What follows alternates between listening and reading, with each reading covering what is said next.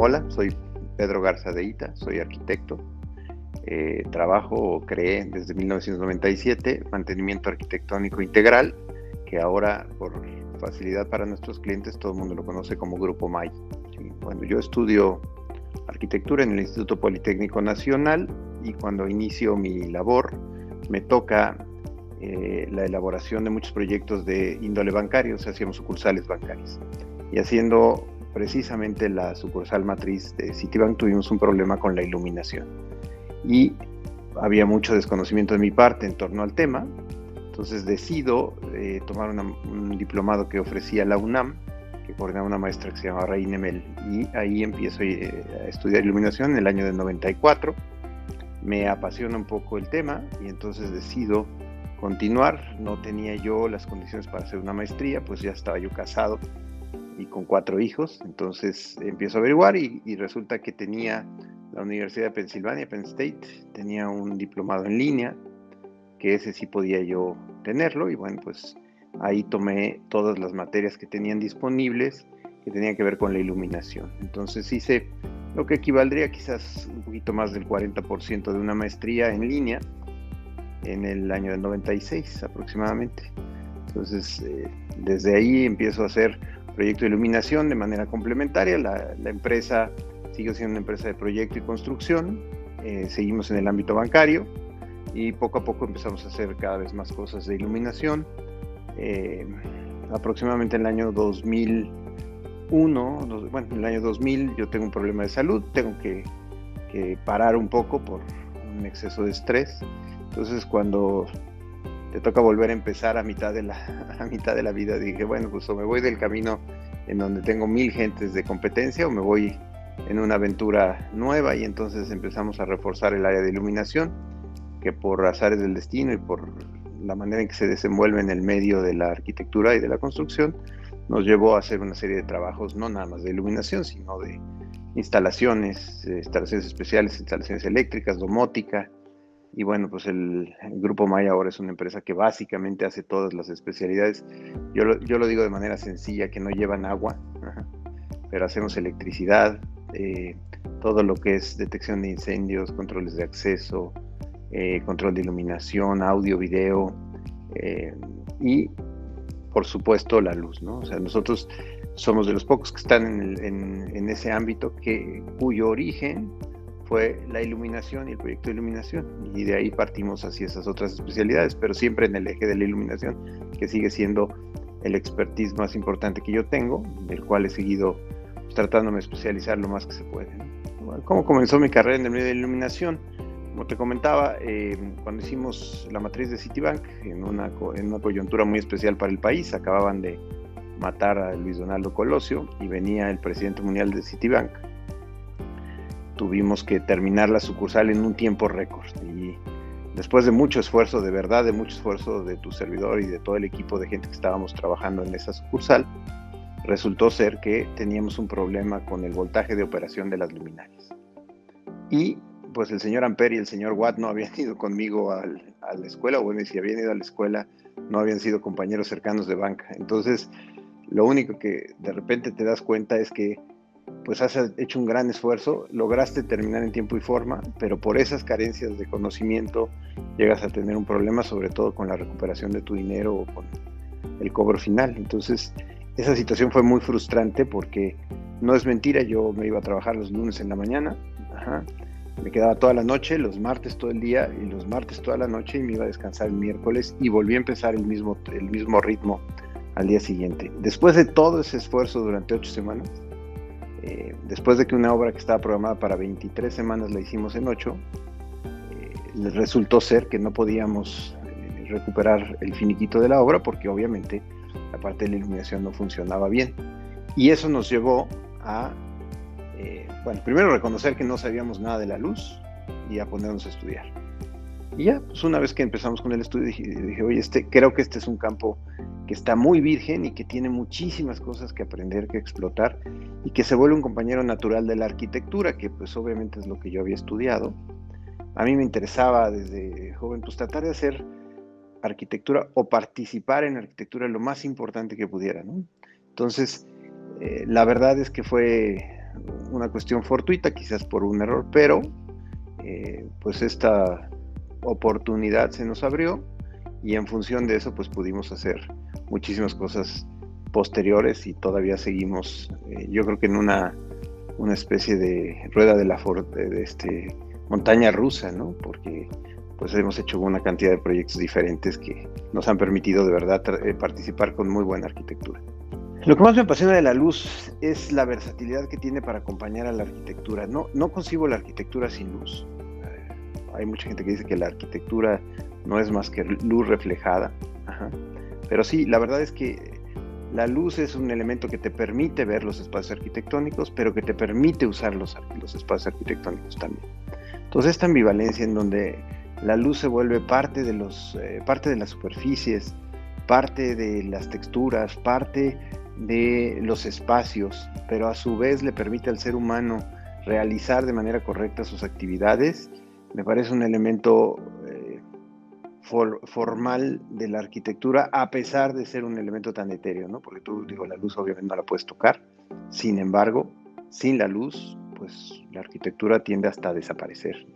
Entonces es lo que más me apasiona de la luz, cómo se integra la arquitectura y se vuelve tan importante. Pues mira, yo creo que lo que significó para nosotros el Año Internacional de la Luz es que finalmente algo en lo que nosotros creímos y que empezamos a hacer de manera espontánea pero muy convencidos, tenía ya un reconocimiento y formaba para ser parte del conglomerado de la humanidad, ¿no? O sea, es un reconocimiento a la actividad primaria que nosotros teníamos. Entonces creo que eso es maravilloso. O sea, cuando lo que tú en un principio tomas y logras llevar a la práctica profesional y con el tiempo empieza a tener reconocimiento, lo que necesita es que se cree ese awareness de parte de la población en general, ¿no? Entonces el Año Internacional de la Luz, pues obviamente ya tiene otro ámbito de competencia en la labor arquitectónica y en el día a día de la gente. Entonces yo creo que eso es lo que más me gustó del Año Internacional de la Luz. La luz tiene que reflejar mucho la personalidad de la población, la personalidad del país.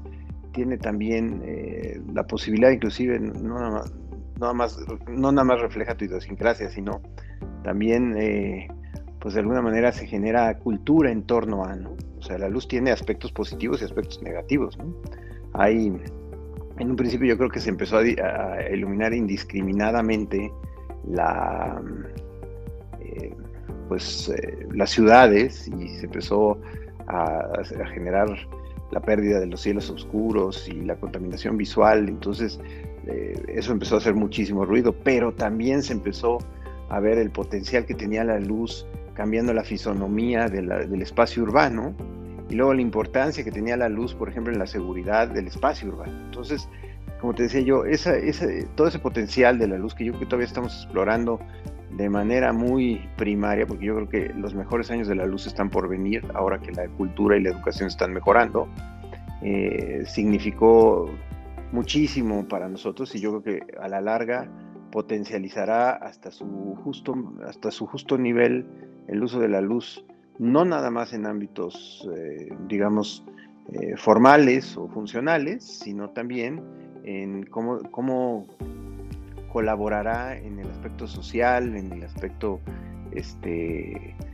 artístico, en el aspecto inclusive de identidad, ¿no? O sea, por poner un ejemplo, los países latinos somos barrocos para iluminar, los países anglosajones son un poco más sobrios, los orientales son hasta oscuros, pero todo el mundo ahí refleja la sangre que tiene, la educación que lleva, etcétera, etcétera. Es una expresión muy importante. El hecho que lo reconozca y que se reconozca permite inclusive crear muchos proyectos de solidaridad, como pueden ser, por ejemplo, todo este tema de los edificios que se iluminan de colores y que de alguna manera se unen a los esfuerzos, ¿no?, que están haciendo las autoridades, la gente, del cáncer, del autismo, etcétera, etcétera. Y por otro lado, ya les tocará, y no sé si ustedes han tenido oportunidad, pero alguna vez nos tocó ver un proyecto, por ejemplo, en Colombia, que era la iluminación del río Medellín, que es un proyecto basado o centrado en luz, pero cuyo ámbito de ejercicio es más bien el tema de la solidaridad social, ¿no? O sea,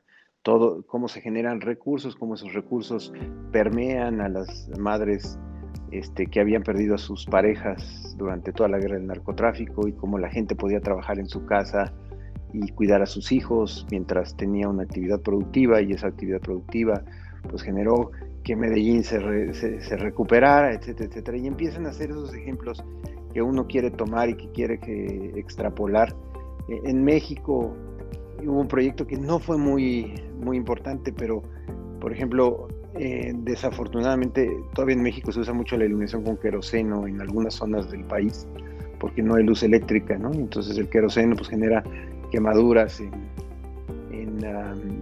los niños, porque pues muchas veces las mamás tienen que salir a trabajar, genera contaminación en las casas, ¿no? Y entonces por ahí se intentó hacer un proyecto que se llama Bola Luz, ¿no? Y era un proyecto muy padre porque era un balón que finalmente pateabas y con el patearlo la batería se cargaba y en la noche se volvía una pequeña lamparita de escritorio, y entonces los niños podían hacer la tarea con esa luz, y entonces se combatían dos cosas importantes: la iluminación y la obesidad de los niños, que en México empezaba a ser un problema importante. Entonces, esa energía potencial de la luz es lo que a mí me apasiona, y creo que todavía estamos en pañales con eso. Fíjate que ahí confieso que no soy parte de la celebración del Día Internacional de la Luz. No me he incorporado. Creo que es una especie de displicencia de mi parte, cosa que está mal. Pero un poquito en mi defensa te puedo decir que yo no celebro el Día Internacional de la Luz, pero vivo rodeado de luz y he tratado de ser un estudioso en primera persona de la luz. O sea, hemos hecho los más estudios que podemos. Esos estudios los hemos tratado de reflejar en nuestro ambiente familiar, en nuestro ambiente de trabajo. Hemos tratado, normalmente dicen que candil de la calle, oscuridad de tu casa, pero en nuestro caso no es así. Creo que hemos tenido la oportunidad de implementar sistemas lumínicos de primera generación siempre alrededor, y ver los resultados en primera persona y con tus seres más queridos.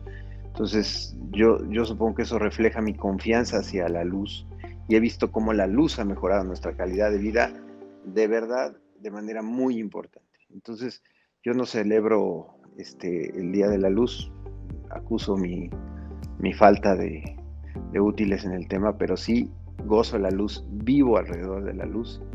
Y como dice mi esposa, si ya me echaste a perder la vida porque hemos tenido oportunidad de viajar mucho, dice, y llego a los lugares más increíbles y lo primero que hago es voltear hacia el techo y buscar la luz y las fuentes de luz. Pues sí, la luz es algo que te empieza a entrar y empieza a ser parte de tu vida y te vuelves un fanático, un observador, y la verdad empiezas a entender esa gran importancia. Y te digo, y cada vez que ves algo aprendes, y el aprender te da la oportunidad de aplicar, implementar algo nuevo, y entonces se vuelve un círculo virtuoso, ¿no? Yo creo que tengo una vida llena de luz, gracias a Dios. Mira, yo creo que ¿quién puede participar en este tema de luz? Yo creo que todo el mundo, ¿eh? Yo creo que debemos de tratar, y sobre todo como la gente que estamos involucrados de la luz, esta es una celebración para todos. Sobre todo, yo pondría en la mesa que los países son grandes, sobre todo por lo que se educan, ¿no? La educación es lo que hace un país diferente. Entonces, ¿quién debe de sumar? A todo el mundo, porque el tener contacto con la luz, conocimiento en torno al potencial de la luz, a lo que nos puede dar y a lo que nosotros podemos hacer con ella y en ella, porque pues bueno, vivimos rodeados de luz al final de cuentas, tiene muchísimas aristas que estudiar, que explotar y que vincular con el ser humano. Entonces se deben de sumar todo el mundo. La luz es un común denominador para todos. Hay gente que tiene la fortuna de vivir en países llenos de luz y que no entiende lo grave que puede ser no tener luz. Ajá. Hay enfermedades causadas por la falta de luz, hay depresión por falta de luz, etcétera, etcétera. Entonces, países como el nuestro que tienen una cantidad de luz natural es de maravilloso. Entonces, pero en la noche, pues obviamente la luz es importante.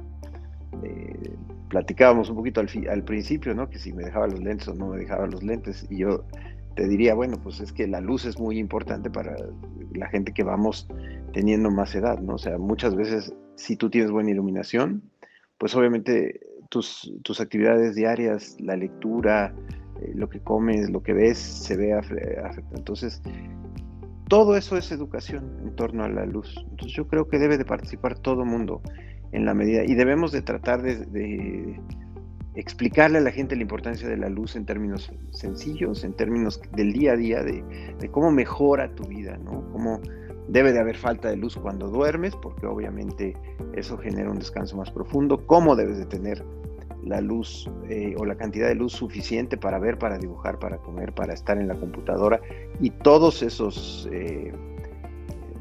escenarios que creas con la luz. Aparte, todo van cambiando, porque mientras más grande te vas haciendo, mientras más edad tienes, pues todo eso se tiene que ajustar.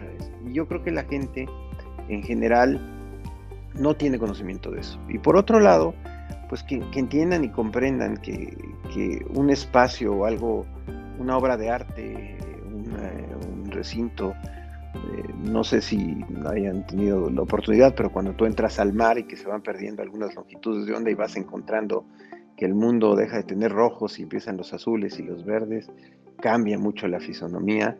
Cuando haces fotografía y complementas la luz, entiendes que el mar tiene unas cosas maravillosas, pero es diferente.